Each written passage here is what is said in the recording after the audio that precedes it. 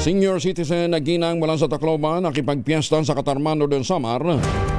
Nako, kalaunan natagpo ang patay po palutang-lutang sa ilog. Ano kayang nangyari?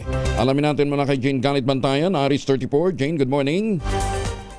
Natagpuan na wala ng buhay ang isang senior citizen na ginang sa ilog ng Sitio Baga, ang Barangay Galutan, Katarman Northern Samar.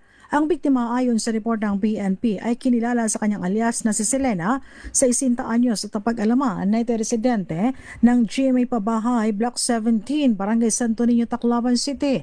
Ayon kay Katarman Chief of Police Aldin Duga, na miyesta lamang ang biktima mula ito sa Tacloban kasama ang kanyang mister sa pamangkin nito sa nasabing barangay ng Galutan noong May 15.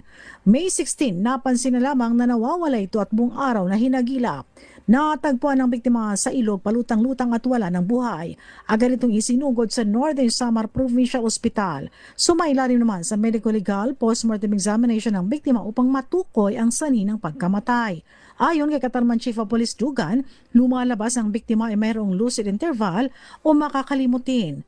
Maging ang mister ng biktima hindi rin malaman kung paano napunta sa ilog ang kaniyang misis. Mula sa Aksyon Radyo Katarman, RH34 Jane Galit Bantayan ng DZRH. Una sa Pilipinas, una sa Pilipinas. Salamat, Jane.